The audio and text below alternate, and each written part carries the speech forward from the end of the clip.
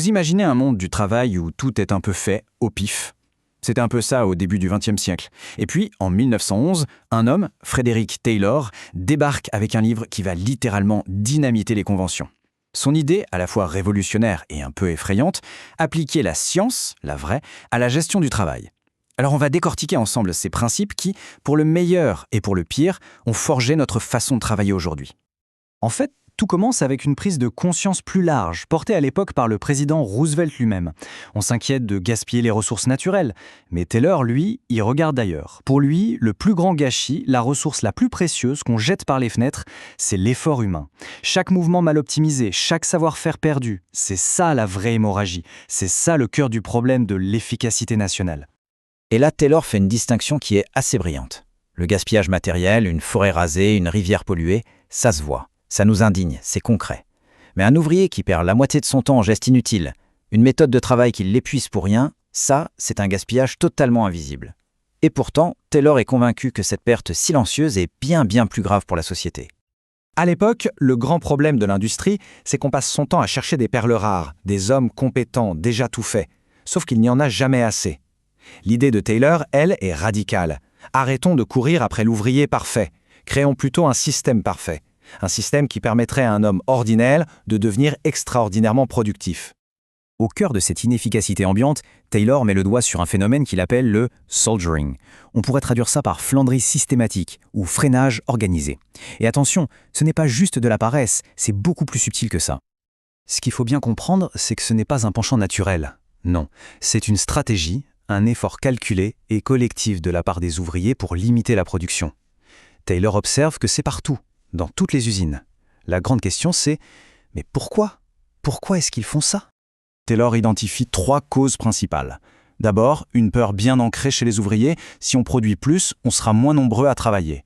Ensuite, et c'est le point clé pour lui, la faute incombe à une gestion désastreuse. Les systèmes de l'époque poussent les ouvriers à cacher leur vraie capacité de travail pour ne pas voir leur cadence augmenter et leur salaire baisser.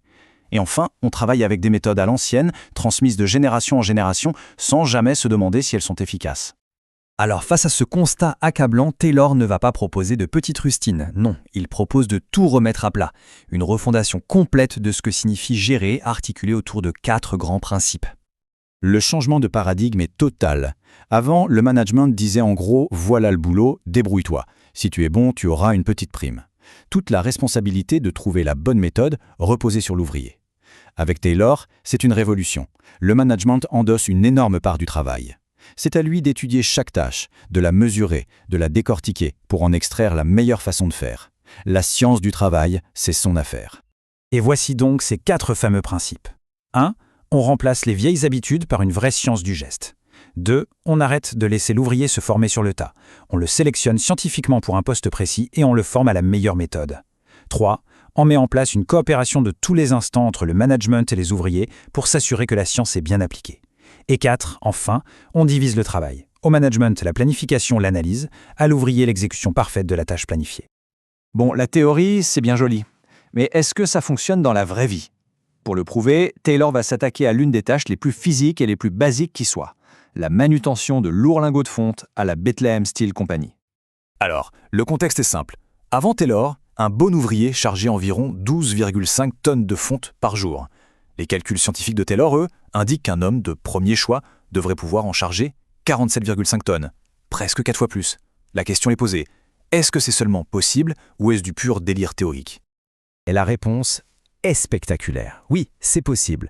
La productivité est quasiment multipliée par 4, passant de 12,5 à 47,5 tonnes.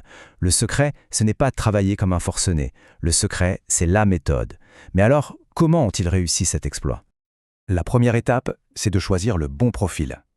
Ils repèrent un certain Schmidt, un type costaud, un peu avare, qui rêve de gagner plus. Et le pacte qu'on lui propose est d'une clarté presque brutale. Schmidt, si tu veux gagner beaucoup plus, c'est simple. Tu fais exactement, à la seconde près, ce que cet homme va te dire, toute la journée, sans poser de questions. Ce n'est plus une suggestion, c'est une instruction. Et voici la science derrière le miracle. Après observation et chronométrage, l'équipe de Taylor a découvert une loi physiologique. Pour ce type d'effort, un homme ne peut être sous charge de 43% du temps. Le reste du temps, les 57%, il doit impérativement se reposer pour récupérer. Ce n'est pas de la paresse, c'est de la biomécanique pure. Schmidt n'a pas travaillé plus durement, il a travaillé plus intelligemment, en alternant effort et repos selon un rythme dicté par la science.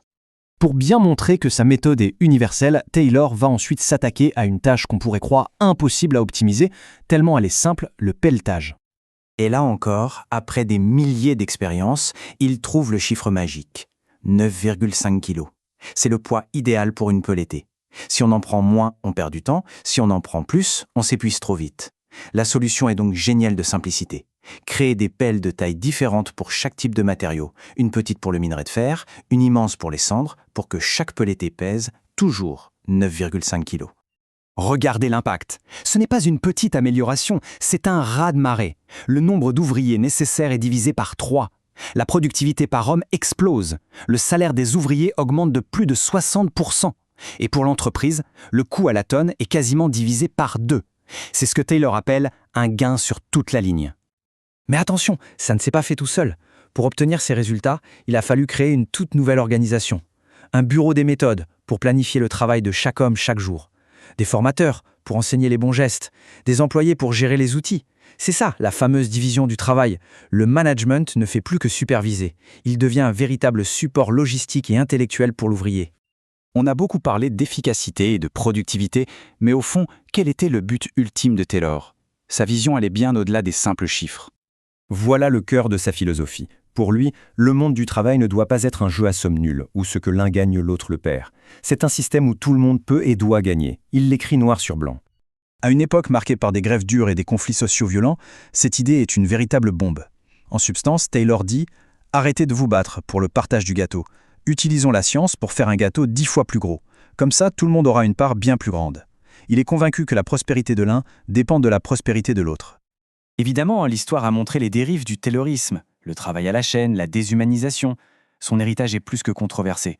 Mais son utopie, cette idée de remplacer le conflit par la science, nous laisse avec une question qui est toujours incroyablement actuelle. Est-il vraiment possible d'aligner parfaitement les intérêts des patrons et des salariés? Est-ce que la réussite d'une entreprise et le bien-être de ses employés peuvent vraiment être les deux faces de la même médaille? La question, un siècle plus tard, reste ouverte.